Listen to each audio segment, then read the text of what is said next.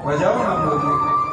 यमुना के किनारे खड़े वृक्ष सोचते हैं शायद हमारे फूल भी गोविंद की सेवा में चले जाएं, गोविंद की सेवा में चले जाएं।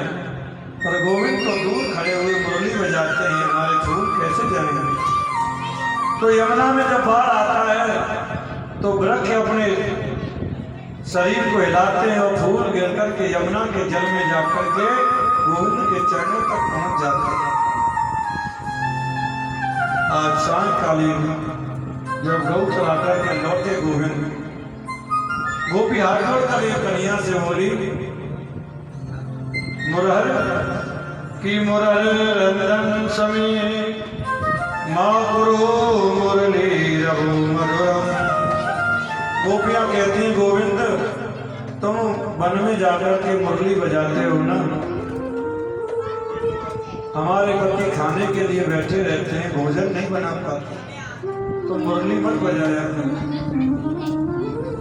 तुम वहां जाकर के मुरली बजाते हो तो खाना तो बन ही ना पाए। क्यों? क्योंकि तुम जब मुरली बजाते हो तो लकड़ी में चेतनता आ जाती है, और लकड़ी में चेतनता आने के बाद में जो पानी निकलता है तो खाना बन नहीं पाता, अग्नि बुझ जाती है। बड़े विनती करती हैं गोपियां कि हेमंते प्रथमे मासे नंद ब्रज कुमार का। आप जरा गौर से करें कि परम पवित्र कथा चीर हरण की है। बड़ा गंभीर विषय है चीर हरण का। 84 कोस के ब्रज मंडल में रहने वाले गोपियां प्रातः काल होते ही यमुना में स्नान करने आती हैं, यमुना में स्नान करने आती हैं।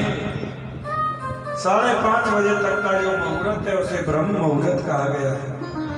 जाड़े के दिनों में प्रातः 4 बजे बहुत अंधेरा रहता है, और अंधेरे में वो सब ब्रज गोपियां यमुना जी में स्नान करने आती हैं, और स्नान करने यमुना के किनारे वस्त्रों को रख देती हैं और निर्वस्त्र होकर के यमुना में स्नान करती हैं। 5 वर्ष के कृष्ण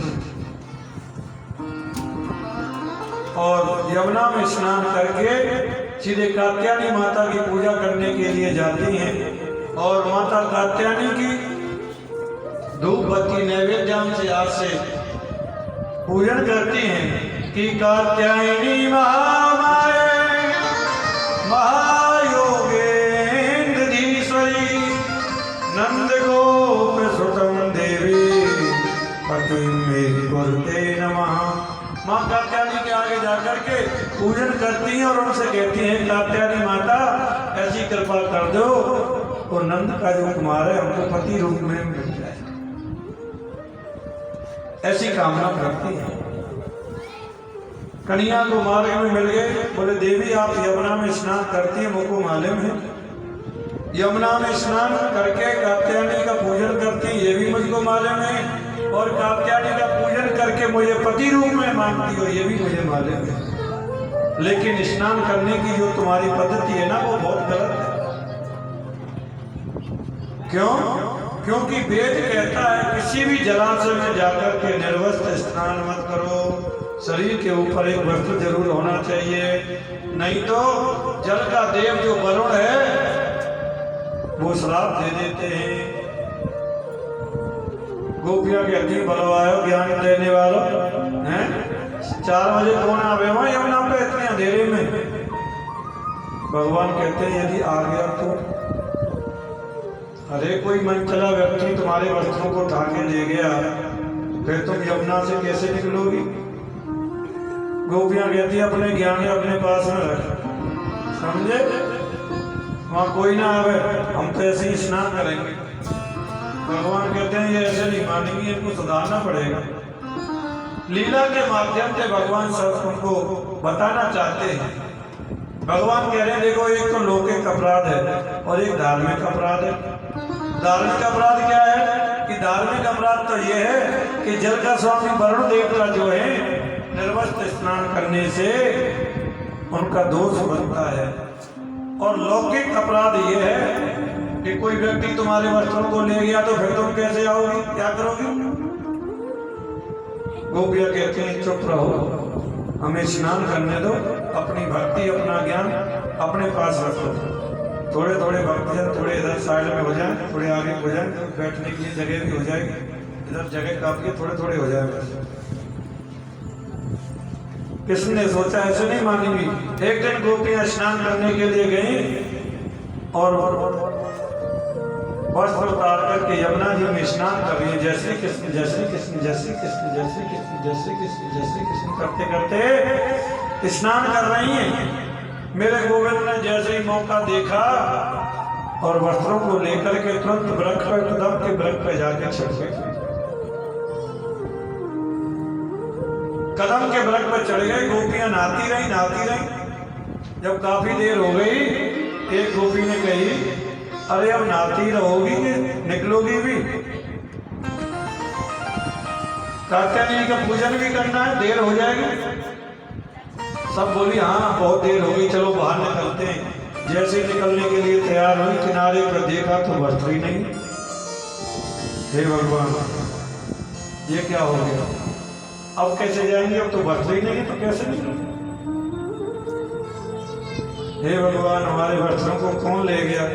बेचारी कंठवर जल में खड़ी हुई हैं, निकले कैसे? गोपियों ने जब किनारे पर ध्यान लगा करके देखा तो उनके वस्त्र तो कदम के वृक्ष पर टंगे हुए। कहती कदम के वृक्ष पर कैसे पहुंच गए? और ध्यान लगा के देखा तो श्रीमान जी भी बैठे हुए हैं। कुछ गोपियां क्षत्रिय स्वभाव की हैं तो वो डांट के बोल रही हैं कृष्ण से, या तो वस्त्र दे दो, नहीं तो फिर तुमको पता है हमारी। और कुछ ब्राह्मण स्वभाव की हैं, तो करिए कृष्ण दास, हम तो आपकी दास ही हैं, हमारे वस्त्रों को दे दो। बोले ये वस्त्र थोड़ी है, तो ये तो मेरे कदम पर फूल आए। कैसे फूल? अरे गुलाबी लाल बैंगनी? बोले हाँ, मेरा कदम दुनिया से निराला है, इसमें तो ऐसे ही फूल आए।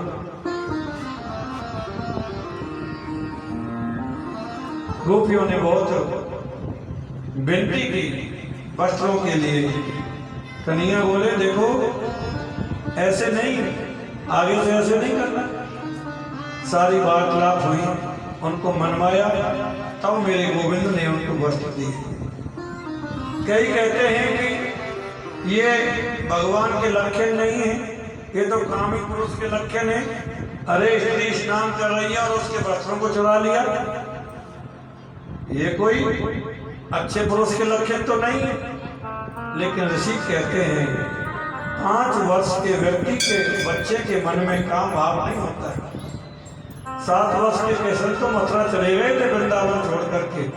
5 वर्ष का बच्चा तो आज भी ऐसे आधुनिक युग में जो सैटेलाइट के माध्यम से पश्चिमी देशों से इतनी गंदगी हमारे देश में आ रही है, तब भी 5 वर्ष का बच्चा स्त्री पुरुष के भेद को नहीं जानता है, संबंध को नहीं जानता है। उस समय तो 10 वर्ष तक नंगे ही घूमते थे सब। तो ऋषि कह रहे हैं कि वो काम लीला नहीं है, काम पर विजय प्राप्त करने वाली लीला है। भगवान बताना चाहते हैं गोपियों को कि निर्वस्त्र किसी भी जलाशय में स्नान नहीं करना।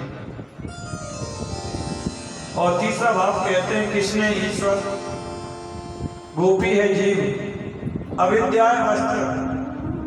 कृष्ण रूपी ईश्वर ने जीव रूपी गोपी के अविद्या रूपी वस्त्र का हरण किया, किसी लहंगा भरिया को नहीं चुराया, किसी लहंगा भरिया को नहीं चुराया। परमात्मा मेरे हृदय में है तो आपके हृदय में भी वो वास करते हैं, पर ना आपको दिखाई देते हैं ना मुझे दिखाई देते हैं, क्योंकि परमात्मा के और मेरे बीच में काला काला पर्दा डला हुआ है, उसकी वजह से हमें दिखाई नहीं देता। वो होता है अविद्या का पर्दा। गोपियों ने प्रभु से आश्वासन किया और सज पूर्णिमा की रात्रि में आपके साथ में किशोरी राधा के संग में रासलीला करूंगा। गोविंद ने कहा, राधा तत्व है परम तत्व। राधा नाम तत्व स्मरण करते ही वहाँ गोविंद पीछे पीछे घूमने लग जाता है। इसी कह रहे हैं राधा तत्व तो वो है। गोविंद राम जी 14 कला पूर्ण है, कन्हैया 16 कला पूर्ण है, और राधा रानी हमारी 32 कला, 16 धोनी 32 कला पर पूर्णतम है। राधा रानी सर्वोपरि है। राधा रानी का स्मरण करते ही कन्हैया तो पीछे पीछे घूमने लगता है। सदगुणों की रात्रि को देवियों में तुम्हारे साथ में नाश करूंगा और काम में विजय प्राप्त करूंगा। कृष्ण की आराधना शक्ति है राधा। हम श्री राधे जू के बल अभिमानी, तेरे रहे रचिया मोहन से, बोलते अटे पटे वाणी। आदरणीय सुखदेव जी कहते हैं, राजन राधा शब्द राधा साध धातु से राधा शब्द विदित होता है। असल में राधा का मतलब क्या है? मन की अंतर्मुखी वृत्ति को दूर कर देना ही वृत्ति है, उसे हम राधा कहते हैं। मन में वृत्तियां जब अंतर्मुखी हो जाती हैं तो संसार का जो सुख है वो सुख नहीं लगता, वो तो फिर तो मन अंतर्मुखी हो जाता है, आकांक्षी हो जाता है। हो जुबा पे राधा राधा राधा नाम हो जाए, हो जुबा पे राधा राधा राधा नाम हो जाए। किशोरी कुछ ऐसा इंतजार हो जाए, किशोरी कुछ ऐसा इंतजार हो जाए।